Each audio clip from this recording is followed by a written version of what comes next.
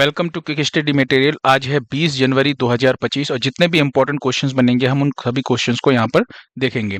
साथ ही जो भी आपके एग्जाम में पिछले कोई भी पीवाईक्यू होंगे, प्रीवियस ईयर्स के क्वेश्चन जो इंपॉर्टेंट होंगे उसकी भी चर्चा करेंगे। स्टैटिक जीके का होगा वो, है ना। और जो भी आपने पिछली क्लासेस में जो भी आपने इंपॉर्टेंट चीजें पढ़ी है उन चीजों को भी, जो करंट के अंदर आपने पढ़ा है उन चीजों को भी हम यहाँ पर रिवाइज करने की कोशिश करेंगे, ठीक है, ताकि क्लास के अंदर ही सारी चीजें आपको याद हो जाए। चलिए पहले क्वेश्चन की तरफ चलते हैं। आज का हमारा पहला क्वेश्चन है कि एनडीआरएफ का 20वां स्थापना दिवस कब मनाया गया। किसकी बात कर रहे हैं? एनडीआरएफ की बात कर रहे हैं। और इसका जो 20वां स्थापना दिवस मनाया गया है वो कब मनाया गया है? तो पहली चीज तो ये कि एनडीआरएफ की फुल फॉर्म क्या होती है? राष्ट्रीय आपदा प्रतिक्रिया बल इसको बोलते हैं। एनडीआरएफ की बात करूं अगर मैं, तो अभी अमित शाह ने इसको संबोधित किया है ना। हैदराबाद में एक कार्यक्रम भी हुआ था, उसको भी आपको ध्यान रखना है। यहाँ पे जो ये दिवस मनाया गया है ये 19 जनवरी को मनाया गया है। ऑप्शन बी आपका बिल्कुल सही है। अच्छा, 19 जनवरी को मनाया गया स्थापना दिवस, तो इसकी स्थापना कब हुई थी? तो 19 जनवरी को 2006 में एनडीआरएफ की स्थापना हुई थी। इसकी स्थापना कब हुई थी? तो आपको ध्यान रखना है 19 जनवरी 2006 में इसकी स्थापना हुई थी, ठीक है। एनडीआरएफ का काम क्या है? आपने देखा होगा कहीं पे ना प्राकृतिक आपदाएं अगर घट जाती है, कोई भी आपदा आ जाए, है ना, जैसे बाढ़ आ जाए, भूकंप आ जाए, तो ऐसी जगह पे जा करके काम कौन करता है? एनडीआरएफ की जो टीम होती है सबसे पहले पहुंचती है, वहां पे जाके लोगों का मदद करने का काम करती है, ठीक है। तो आपको ध्यान रखना है कि एनडीआरएफ जो है, इसकी नाम से ही पता चल जाना चाहिए आपको कि राष्ट्रीय आपदा प्रतिक्रिया बल इसकी फुल फॉर्म है, ठीक है। नेक्स्ट क्वेश्चन देखिए, अगला क्वेश्चन हमारा क्या है? गेट्स कैम्ब्रिज इम्पैक्ट पुरस्कार 2025 से किसे सम्मानित किया गया है? गेट्स कैम्ब्रिज इम्पैक्ट पुरस्कार की अगर हम बात करें तो ये जो पुरस्कार दिया जाता है, ये पुरस्कार दिया जाता है bill and Melinda Gates foundation के द्वारा। बहुत इंपॉर्टेंट है ना। ये पुरस्कार किसके द्वारा दिया जाता है? तो आपको ध्यान रखना है। आपने बिल गेट्स का नाम सुना होगा ना, तो ये बिल गेट्स और उनकी जो वाइफ थी मेलिंडा गेट्स, है ना, उनके द्वारा एक फाउंडेशन खोला गया था, उसी के द्वारा ये पुरस्कार दिया जाता है। और यहाँ पे आपको ध्यान रखना है कि एक उर्वशी सिंह है, रमन रिसर्च इंस्टीट्यूट की प्रोफेसर हैं, ठीक है। फिजिक्स से रिलेटेड इनका मतलब ये प्रोफेशन में है ये। आपको ध्यान रखना, नाम क्या है इनका? उर्वशी सिन्हा। ऑप्शन सी जो है आपका बिल्कुल सही है। उर्वशी सिन्हा को मिला है गेट्स कैम्ब्रिज इम्पैक्ट पुरस्कार 2025। वहीं पे अगर मैं बात करूं तो तरुण दास से आपको याद आ रहा होगा, लास्ट क्लास में आपने पढ़ा था कि सिंगापुर के मानद नागरिक पुरस्कार से इनको सम्मानित किया गया। साईं परांजपे की अगर मैं बात करूं तो पद्म पाणी लाइफ टाइम अचीवमेंट पुरस्कार दिया गया था। और बहुत ही इंपॉर्टेंट है, डॉक्टर सैयद अनवर खुर्शीद की बात करूं तो प्रवासी भारतीय सम्मान पुरस्कार 2025 जो है इस बार इनको दिया गया था। तो कुछ पुरस्कार थे जो आपने रिवाइज किए, ये भी आपको ध्यान रखना है। बात करें इंडिया ओपन बैडमिंटन में महिला एकल का खिताब किसने जीता है? ये जो टूर्नामेंट है इंडिया ओपन, ये टूर्नामेंट है बैडमिंटन का एक, ठीक है। इसके अंदर जो महिला एकल का खिताब जीता है वो जीता है अनसियंग ने। ऑप्शन ए जो है आपका बिल्कुल सही है। अनसियंग की बात करूं अगर मैं, तो अनसियंग जो है ये दक्षिण कोरिया की प्लेयर है। कहाँ की? दक्षिण कोरिया की प्लेयर है ना, अनसियंग। और इन्होंने अभी ये टूर्नामेंट जीता है, किसको हरा करके? तो पी चोचू वोंग को हरा करके जीता है। पी चोचू वोंग की बात करूं तो ये थाईलैंड की प्लेयर हैं और इन्होंने अभी, अनसियंग ने पी चोचू वोंग को हरा करके खिताब अपने नाम किया। वहीं पे एक इंपॉर्टेंट चीज ध्यान रखना है कि इसके अंदर जो पुरुष एकल का खिताब है वो किसने जीता है? तो पुरुष एकल का खिताब डेनमार्क के विक्टर एक्सेल्सन ने जीता है और हांगकांग के सी यू इली को हरा करके जीता है। नाम इनके इतने, मतलब मैं आपको क्या ही बताऊं कि इतने खतरनाक खतरनाक नाम हैं कि आपको याद करने में थोड़ी दिक्कत तो होने वाली है, लेकिन इंपॉर्टेंट है। महिलाओं के अंदर आपको नाम ध्यान रखना है अनसियंग का, और पुरुष के अंदर ध्यान रखना है विक्टर एक्सेल्सन का। देश का नाम जरूर ध्यान रखिएगा, क्योंकि एसएससी में ना एक आध बार क्वेश्चन पूछा जा चुका है। जैसे आपने नोवाक जोकोविच का पढ़ा था कि कौन से देश से संबंध है, सर्बिया से, तो वैसे ही विक्टर एक्सेल्सन का ध्यान रखना डेनमार्क के हैं, और अनसियंग का ध्यान रखिएगा दक्षिण कोरिया की हैं। और इन्होंने इंडिया ओपन बैडमिंटन का भी हाल ही में खिताब जीता है। नेक्स्ट क्वेश्चन देखिए, विश्व आर्थिक मंच 2025 सम्मेलन जो है ये कहां पर आयोजित होगा? तो ये जो आपकी वर्ल्ड इकोनॉमिक फोरम की जो समिट है, इसका आयोजन किया जा रहा है दावोस स्विट्जरलैंड के अंदर। ऑप्शन बी जो है आपका बिल्कुल सही आंसर है। यहाँ पे आपको एक चीज ध्यान रखनी है कि जो ये सम्मेलन हो रहा है ना, ये कब से कब तक? तो 20 जनवरी से शुरू होगा और 24 जनवरी तक ये आपका सम्मेलन जो है होने वाला है। है ना? और ये जो सम्मेलन है 54वें नंबर की सम्मेलन है, यानी ये जो बैठक हो रही है, ये जो बैठक के अंदर पार्टिसिपेट कौन करेंगे, तो आपको ध्यान रखना है केंद्रीय मंत्री अश्विनी वैष्णव का नाम ध्यान रखिएगा, जो कि स्विट्जरलैंड के दावोस में शुरू होने वाले वर्ल्ड इकोनॉमिक फोरम 2025 में भारत का प्रतिनिधित्व करेंगे। तो तीन चीजें आपको इंपॉर्टेंट ध्यान रखनी है। सबसे पहली इंपॉर्टेंट कि सम्मेलन कहाँ पे हो रहा है, दावोस स्विट्जरलैंड में हो रहा है। कब से कब तक चलेगा, तो 20 से 24 जनवरी तक चलेगा। और ये जो बैठक है ये कौन से नंबर की है, कौन सा संस्करण है, तो आपको ध्यान रखना है 54वीं बैठक है। ठीक है। बात करें अगर हम यहाँ पे वर्ल्ड इकोनॉमिक फोरम की यानी विश्व आर्थिक मंच की, तो इसकी स्थापना जो होती है वो होती है 24 जनवरी 1971 में, है ना, 1971 में इसकी स्थापना होती है। अगर आप डेट याद नहीं कर पा रहे ना, सन जरूर याद कीजिएगा। संस्थापक कौन है, क्लाउस शवाब जो है इसके संस्थापक हैं। और वर्तमान में अगर बात करें तो जो कार्यकारी अध्यक्ष हैं, यानी अगर आप कहेंगे तो एग्जीक्यूटिव जो चेयरपर्सन है, चेयरमैन है, वो कौन है, क्लाउस शवाब है। मुख्यालय की बात करूं अगर मैं, तो कोलोगनी स्विट्जरलैंड में इसका मुख्यालय है। इसका मुख्यालय कई बार एग्जाम में पूछा जा चुका है। ठीक है। अध्यक्ष कौन है, प्रेसिडेंट कौन है, अभी तो बोर्गे ब्रेंडे जो है वो अभी इसके प्रेसिडेंट है, आपको ध्यान रखना है। इसका मुख्यालय एग्जाम में पूछा गया है, तो ध्यान रखिएगा। नेक्स्ट क्वेश्चन देखिए, अभी हाल ही में मिजोरम के राज्यपाल कौन बने हैं, तो जो मिजोरम के नए राज्यपाल बने हैं उनका नाम है वीके सिंह, है ना। वीके सिंह की फुल फॉर्म क्या है, तो ध्यान रखिएगा, विजय कुमार सिंह, जनरल विजय कुमार सिंह। तो जनरल विजय कुमार सिंह जो है ये अभी बने हैं मिजोरम के राज्यपाल। और अभी कुछ दिन पहले मैंने आपको बताया था डॉक्टर हरिबाबू कंभमपति के बारे में। अगर आपको याद हो डॉक्टर हरिबाबू कंभमपति के बारे में, तो आपको ध्यान रखना है कि ये अभी हाल ही में ओडिशा के, किसके, ओडिशा के अभी हाल ही में 27वें नंबर के राज्यपाल बने थे। राजेंद्र विश्वनाथ अरलेकर की अगर बात करें, तो आपको ध्यान हो तो अभी ये केरल के 23वें नंबर के राज्यपाल बने थे, है ना। ये भी आपने पढ़ा था हाल ही में। मिजोरम की राजधानी क्या है, तो आपको ध्यान रखना है आइजोल मिजोरम की राजधानी है। और लालडुहोमा जो है वो यहाँ के मुख्यमंत्री हैं। और जो नए गवर्नर बने हैं वो कौन बने हैं, वो बने हैं आपके, आपको नाम ध्यान रखना है, जनरल वीके सिंह। ठीक है।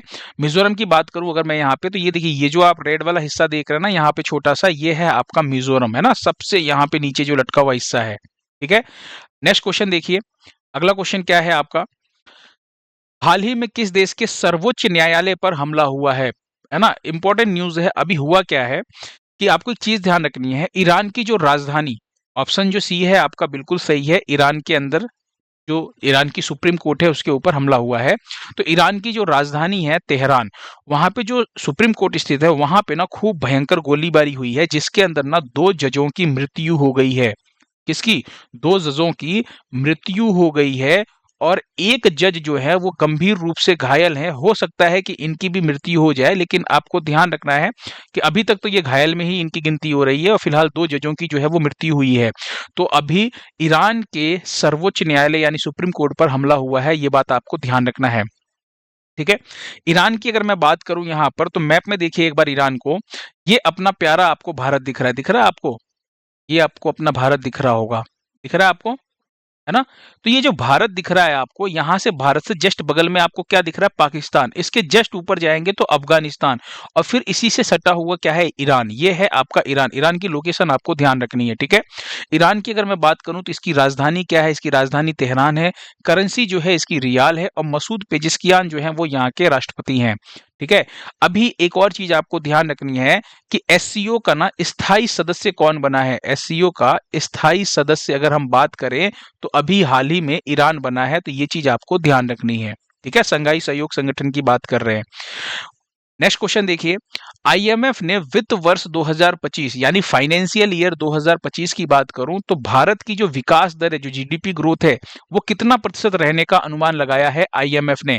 तो आपको ध्यान रखना है, जो आईएमएफ ने अनुमान लगाया है वो लगाया है 6.5% का। कितना, 6.5% का। आईएमएफ की बात करूं मैं अगर, तो अंतरराष्ट्रीय मौद्रिक कोष इसकी फुल फॉर्म होती है। इंग्लिश में कहें आईएमएफ यानी इंटरनेशनल मॉनिटरी फंड, आपको ध्यान रखना है। इसकी स्थापना 1 जुलाई 1944 में हुई थी। ये क्वेश्चन स्थापना वाला पूछा जा चुका है आपके एग्जाम में। इसका मुख्यालय भी एग्जाम में पूछा जा चुका है, वॉशिंगटन डीसी के अंदर इसका मुख्यालय है। और अभी निदेशक कौन बनाई गई है, क्रिस्टीना जॉर्जिवा का नाम आपको ध्यान रखना है। दरअसल ये पहले भी इसी की निदेशक थी, और अभी फिर से दोबारा इसकी निदेशक बनाई गई है। तो नाम याद रखिएगा, क्रिस्टीना जॉर्जिवा, है ना। ये इंपॉर्टेंट क्वेश्चन होने वाला है आपके लिए। अगर सदस्यों की बात करें इसके अंदर मेंबर की, तो 191 देश इसके सदस्य देश हैं आईएमएफ के। अगला क्वेश्चन देखिए, बहुत ही इंपॉर्टेंट है ये भी आपका। विजय हजारे ट्रॉफी, विजय हजारे ट्रॉफी 2024-25 का जो खिताब है अभी हाल ही में किसने जीता है? तो विजय हजारे ट्रॉफी की अगर मैं बात करूं यहाँ पर, तो आपको ध्यान रखना है कर्नाटक जो है इसने इस विजय हजारे ट्रॉफी को जीता है। किसको हरा करके जीता है? तो विदर्भ की टीम को हरा करके जीता है। और ये कर्नाटक का ना 5वां खिताब है। कौन सा खिताब है? 5वां खिताब है कर्नाटक का। ये टूर्नामेंट इंपॉर्टेंट रहने वाला है, एग्जाम में क्वेश्चंस बने हुए हैं इसके ऊपर। बात करें तो ये जो विजय हजारे ट्रॉफी है, इसका नाम जो है ना, ये प्रसिद्ध क्रिकेटर विजय हजारे के नाम पर रखा गया है। ठीक है। पहले इसे पता किस नाम से जाना जाता था? पहले इसे ना रणजी वनडे ट्रॉफी के नाम से जाना जाता था। किस नाम से? रणजी वनडे ट्रॉफी के नाम से पहले इसको जाना जाता था। बाद में इसका नाम बदल गया कब? 2007-8 का जो एडिशन हुआ था ना, उसमें इसका नाम बदल करके क्या किया गया? विजय हजारे ट्रॉफी किया गया। प्रसिद्ध जो भारतीय क्रिकेटर हैं विजय हजारे, उन्हीं के नाम पर रखा गया है। समझ में आया? बात करें अगर हम, तो इसके बारे में थोड़ी डिटेल में आपको जानने की जरूरत है। और क्या क्या देखना है आपको? सबसे पहले तो आपको ध्यान रखना है कि 32वां संस्करण है। एडिशन कौन सा है? 32वां। क्योंकि कई बार क्या होता है ना कि एग्जाम में क्या दे देगा? 32वां विजय हजारे ट्रॉफी किसने जीता? बताइए, 32वां विजय हजारे ट्रॉफी किसने जीता? तब आप कंफ्यूज हो सकते हैं।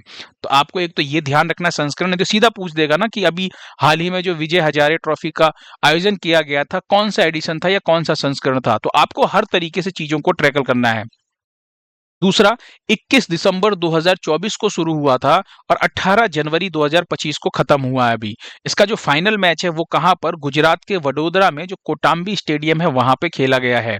विजेता की बात करूं तो कर्नाटक, आपको ध्यान रखना है ये विजेता है ना। और किसको हरा करके जीता है? तो विदर्भ को हरा करके। एग्जाम में क्वेश्चन ना ऐसे भी बनता है कि उप विजेता कौन है, तब आपको क्या ध्यान रखना है? कर्नाटक नहीं। क्योंकि होता क्या, एग्जाम में क्वेश्चन आएगा विजय हजारे ट्रॉफी 2024-25 का उप विजेता कौन है। और आप तुरंत, आपके दिमाग में आता है अरे विजय हजारे ट्रॉफी, इतना इजी क्वेश्चन पूछ दिया। आप ये नहीं देखते हैं कि वहां पे विजेता लिखा हुआ है कि उप विजेता लिखा हुआ है, और आप सीधा विजेता यानी कर्नाटक को करके आ जाते हैं और आता हुआ क्वेश्चन गलत हो जाता है। कर्नाटक टीम के कप्तान कौन थे? मयंक अग्रवाल। और जो विदर्भ टीम के कप्तान थे उसके कौन कप्तान है? तो Karun Nair. Player of the match यानी फाइनल का जो मैच हुआ था उस मैच में रविचंद्रन स्मरण को ध्यान रखना है ना, ये कर्नाटक के हैं। और प्लेयर ऑफ द सीरीज कौन बने हैं? तो करुण नायर जो कि विदर्भ के हैं। तो ये आपको कुछ पॉइंट जो है इस विजय हजारे ट्रॉफी से ध्यान रखना है। चलिए, यहीं पे अगर मैं बात करूं तो अभी आपने ना बॉर्डर गावस्कर ट्रॉफी भी पढ़ा था।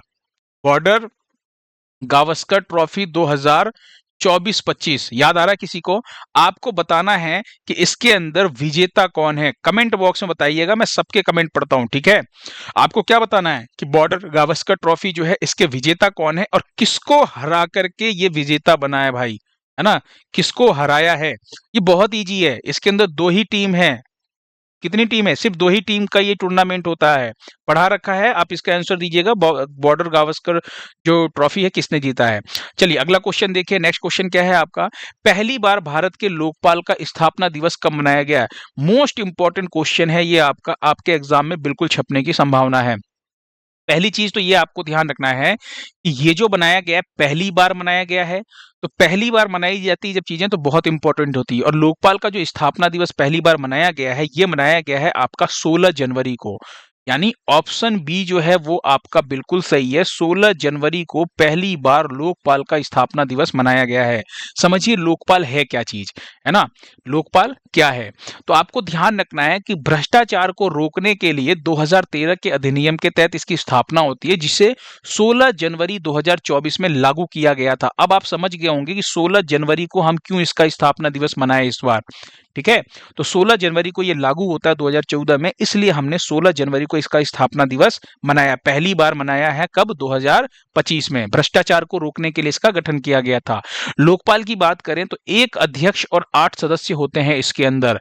लोकपाल अभी जो वर्तमान में जो अध्यक्ष हैं, लोकपाल के जो वर्तमान में अध्यक्ष हैं, यानी कि दूसरे नंबर के अध्यक्ष हैं वर्तमान में, आपको ध्यान रखना है कौन है? AM खानविलकर। शॉर्ट में आपको एग्जाम में ना अजय माणिक राव की जगह पर AM खानविलकर मिल सकता है, क्योंकि एग्जाम अभी हुआ था, अभी जस्ट लास्ट वाला, अभी यूपी वाला, तो उसके अंदर ये क्वेश्चन पूछा गया था। ठीक है। तो लोकपाल अध्यक्ष वर्तमान में अजय माणिकराव खानविलकर हैं, उसमें शॉर्ट में दिया था एम खानविलकर। अब प्रथम लोकपाल अध्यक्ष कौन बने थे? तो प्रथम लोकपाल अध्यक्ष जो है पिनाकी चंद्र घोष। ये आपके एसएससी के एग्जाम के अंदर है ना, एसएससी जेई के एग्जाम के अंदर ये क्वेश्चन आपका 2 बार रिपीट हुआ है ना। एसएससी के अलग अलग एग्जाम में पूछा जा चुका है ना। पीसीएस यानी कि जो में उसके अंदर भी आपके पूछे गए क्वेश्चन है ये, तो मोस्ट इंपॉर्टेंट, ये पहले भी आपका पूछा जा चुका क्वेश्चन। तो प्रथम लोकपाल अध्यक्ष कौन? पिनाकी चंद्र घोष। अभी आपको वर्तमान में ध्यान रखना है अजय माणिकराव खानविलकर। कार्यकाल कितना होता है? तो 5 वर्ष इसका कार्यकाल है ना। साथ ही साथ आपको ध्यान रखना है कि 70 वर्ष की आयु में जो पहले हो जाए, या तो कार्यकाल पूरा हो जाए या 70 वर्ष की आयु पहले हो जाए, है ना। दूसरा आपको ध्यान रखना है केंद्र में इसे लोकपाल कहा जाता है। क्या कहा जाता है? केंद्र में इसे लोकपाल। वहीं पे आपको एक और चीज ध्यान रखनी है कि केंद्र में तो लोकपाल होता है, राज्य में जो होता है ना उसे लोकायुक्त कहते हैं। ये इंपॉर्टेंट है, ध्यान रखिएगा। केंद्र में लोकपाल कहते हैं और राज्य में लोकायुक्त कहते हैं। और लोकायुक्त अपनाने वाला पहला राज्य कौन है? तो महाराष्ट्र है। उम्मीद करता हूं कि ये चीज आपको बहुत सिंपल तरीके से समझाई है और आपको समझ में भी आ गई होगी। ठीक है, नेक्स्ट क्वेश्चन देखिए। हाल ही में सी कोहर्ट 3.0 किसने लॉन्च किया है? सी कोहर्ट जो है इसे अभी हाल ही में पंजाब सरकार ने लॉन्च किया है। ऑप्शन डी जो है वो आपका बिल्कुल सही है, पंजाब सरकार ने इसे लॉन्च किया है। आपको ध्यान रखना है पहली चीज तो ये कि इसकी फुल फॉर्म क्या होती है। इसकी फुल फॉर्म है startup hand holding and empowerment. ये इसकी क्या है? फुल फॉर्म है। और नाम से देखिए ये क्या कहा गया है? सी का मतलब, हम सीधी सी बात करते हैं, ही पुरुषों के लिए इस्तेमाल होता है और सी महिलाओं के लिए इस्तेमाल होता है। पढ़ा होगा ना आपने इंग्लिश में। तो आप बस ये समझ लीजिए कि महिलाओं के स्टार्टअप्स को बढ़ावा देने के लिए इसको पंजाब सरकार ने लॉन्च किया है। ये तरीका है आपको याद करवाने का। बात करूं अगर मैं, तो कहां पर? 15 जनवरी को मोहाली में इसे लॉन्च किया गया था। तो एक पॉइंट आपको ये भी ध्यान रखना है कि पंजाब में कहां पर? तो मोहाली में इसको लॉन्च किया गया है ना। और दूसरा आपको ध्यान रखना है महिलाओं के स्टार्टअप के लिए, इसकी फुल फॉर्म जरूर ध्यान रखिएगा। ठीक है, जो टेक लीड जो वुमेन स्टार्टअप्स है उसके लिए पंजाब के अंदर है ना, उसी के लिए शुरू किया गया है। तो सी से आप याद कर सकते हैं महिलाओं के स्टार्टअप्स को बढ़ावा देने के लिए। चलिए नेक्स्ट क्वेश्चन देखिए। किस देश के संविधान से धर्मनिरपेक्षता शब्द को हटाया जाएगा?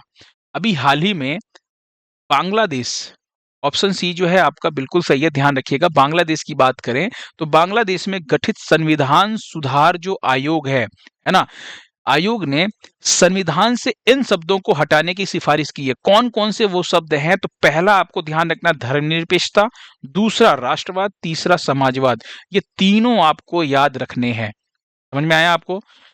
तीनों पॉइंट आपको ध्यान रखना है। तो लेकिन इंपॉर्टेंट क्या? धर्मनिरपेक्षता, क्योंकि अक्सर इसके ऊपर मुद्दा जो है वो चलता रहता है। तो आपको ध्यान रखना है कि बांग्लादेश, भी बांग्लादेश में तख्ता पलट हुआ था। शेख हसीना जो है वो पहले प्राइम मिनिस्टर थी, जब तख्ता पलट हुआ तो वो चली गई। फिर अंतरिम सरकार जो गठित की गई उसके प्रमुख कौन बने? मोहम्मद यूनुस जो है वो बने थे। और उनकी जो प्रशासन है उसी के द्वारा ये संविधान सुधार आयोग जो है इसका गठन किया गया। बात करते हैं बांग्लादेश की। तो बांग्लादेश आप इंडिया के इस मैप में देखिए, यहाँ पे जो रेड वाला हिस्सा आप देख रहे हैं ना, यहाँ पे ये रेड वाला हिस्सा, ये है आपका बांग्लादेश, है ना। बांग्लादेश की राजधानी क्या है? तो बांग्लादेश की राजधानी ढाका है। मुद्रा क्या है? टका है। प्रधानमंत्री यहाँ पे अभी अंतरिम वही चल रहा है, मोहम्मद यूनुस। यहाँ पे ना अभी हाल ही में नई नियुक्ति हुई थी मुख्य न्यायाधीश की, सैयद रेफात अहमद। ध्यान रखिएगा 25वें नंबर के ये मुख्य न्यायाधीश बने हैं बांग्लादेश के। अभी नई नियुक्ति है तो आप ध्यान रखिएगा। पड़ोसी देशों के बारे में आपको जरूर याद रखना चाहिए। यहाँ पे आप बांग्लादेश को देख रहे होंगे, ये बांग्लादेश जो है इंडिया से 3 तरफ से घिरा हुआ है। किससे? भारत से 3 तरफ से घिरा हुआ है। तो इंडिया से 3 तरफ से घिरा हुआ है। 1971 में ना पाकिस्तान से अलग होकर के नया देश बना था।